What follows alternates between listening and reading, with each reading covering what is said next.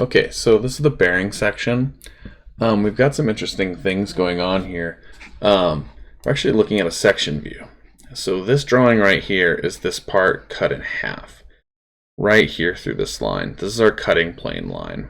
And this is going to be a polyline. So it's going to be a new type of line that we're drawing.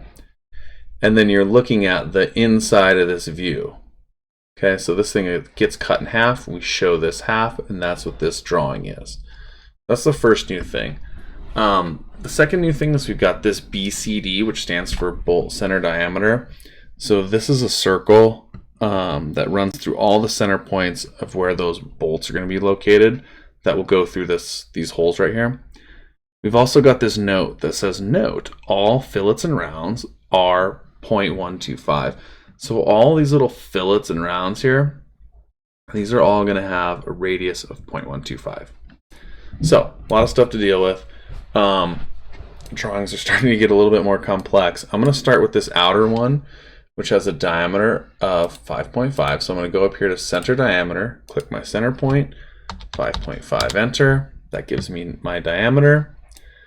And now I've got this inside of 4.24. So I'll go back to center diameter, hover over the edge, click the center point, pull it out, 4.24, enter.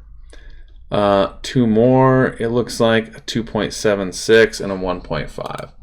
So I've got this 2.76 and the 1.5. So to the edge, to the center, 1.5, enter. Okay, so now I've got 4 circles here that have a diameter of 0.5. So I'll draw those next. One at the top, 0.5, enter. I've got 4 of them total, so I'm going to use polar array. I'm going to click my center point, and then I'm just going to tell it, hey, I want 4, and it's going to automatically give me that 90-degree angle, so they're evenly spaced. I'm going to close that array. Oh, that was pretty fast. That view looks pretty good. So now I'm going to start this right side view, and then I'm going to go back and draw the cutting plane line. So I'm going to grab a line, go from this quadrant, I'm going to go over maybe 2 inches just so I have enough space. And now I can start to form this first section, which has, well, let's do this. Let's do the 0.75 first. And that goes 2.12. And then, well, I'll come down the 0.75 just to make it symmetrical. Then I've got to go up this remaining amount, which is 2.76 divided by 2, because I'm looking at half of it. So 2.76 divided by 2 equals 1.38. But then I need to subtract 0.75 because I've already gone up 0.75. So this is going to be 0.63. So 0.63. And then I'm going to go back 2.12 minus 0.75. So 2.12 minus 0.75, 1.37, enter. Then I'm going up. Well, lost track. Don't care though. Just draw it up, L, enter, and I can project from here to there. That is if I trust the diameter of this circle. So sometimes it doesn't hurt to throw it. When you do this, it doesn't hurt to throw a diameter on it.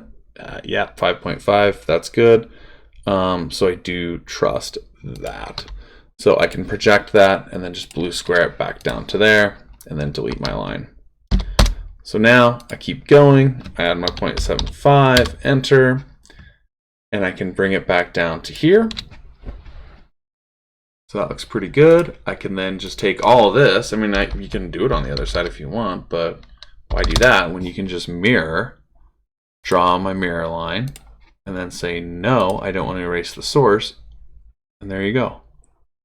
So that looks pretty good. The next thing I want to do, let's add those fillets and rounds. So if we go up here to the fillet tool, which is right here, the first thing you have to do with fillet is you have to define your radius. So I'm going to click on radius and I'm going to type in 0.125, hit enter, And now I'm just going to start clicking things. Adds the fillet, then I have to hit enter to go back to the fillet tool. And then notice it saves my 0.125 radius. Hit enter, boom, boom. The other thing you can do is instead of hitting enter, you can right click. Oh, why doesn't that work? Sometimes that works. Okay, so hit enter, back to there, enter, back to there, enter, back to there. And now I've got all those fillets and rounds created.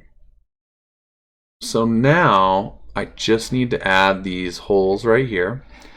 And they, of course, line up. So this is, we're cutting through the object, so we can project these over to here and to here. And I can do the same thing from here to here. And then I can go in and add, if I go to annotate, I can go in and add my center line, just like that. Now, I could do the same thing up there, but it's a lot of clicking. If I just select them and go home and then copy, so watch this, I can click this center point and then I can click that center point and I can just copy them. So that works really well too. We'll go ahead and add the hatch pattern next. I lied, there is a new thing you haven't seen, it's this hatch pattern.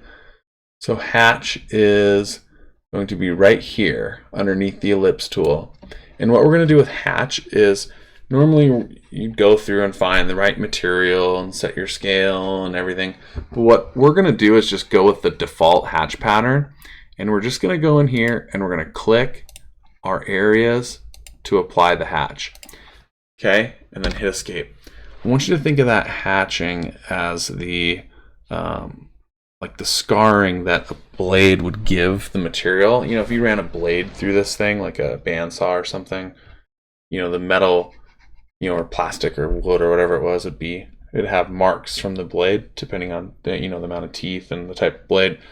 So I like to think of this, the surfaces that get this hatch pattern as the surfaces that are going to get scarred by that blade. Okay, so now the fun part, you've got this cutting plane line that runs through this object, and so your options, you can draw it on here. You can also draw it off to the side. Sometimes it's easier to draw off to the side. What we're going to do is we're going to use the polyline tool to draw this arrow. So we're going to draw an arrow, 0.25, then we're going to go another 0.25, then we're going to go 0.5, then we're going to go 5.5, right, the whole diameter, then another 0.5, 0.25, 0.25. So well, this is going to get a little bit tricky. So we're going to go up here to polyline. And what we're going to do is we're going to start our polyline right here. And before we start, we want to set the width. So the width of our line, we're starting at the tip of this arrow. So we want our width to be 0. Okay. Then we're going to go to the right, 0.25. Oh no, wait, we want our ending width. So we're going to go let's do 0.1. Let's try 0.1. So our ending width is going to be 0.1. And then we're going to go 0.25 and hit enter. See that? So we started at 0. We changed our ending width to 0.1 and we went 0.25. So now we want to go W to go back to width, and we want our width to be 0 again. And our ending width is going to be 0. And our next point is going to be 0.25. Okay, so we're going to keep going. We now need to go 0.5, so 0.5 plus 5.5 plus 0.5. So that's 6.5, enter. Then we're going to go over 0.25, enter. Then we're going to change our width, so we're going to say W. Our starting width is going to be 0.1, enter, and our end width is going to be 0, enter. And then we're going to go, and notice if you stretch this out, you can kind of see what that is going to look like. Gives you a little preview, and then 0.25, enter. Escape. So that gives us our cutting plane line. We're going to click on it and notice It's really nice. When you click on it, it's all one thing. Then we're going to go up to move. We're going to click our midpoint, and we're going to click our center point. So I need to move my mouse to the edge and then to the center. And there's the cutting plane line. So it's a little tricky. I mean, it's got its own layer. Notice it is going to be the CP line. We're going to make this orange. It's going to be dashed and 0.6. So it's a little bit thicker. It's the same line weight as a visible line. I hope that helps. That's it's going to be a fun one. We're also going to then turn it and do like an angled cutting plane line on the next one. So thanks for watching.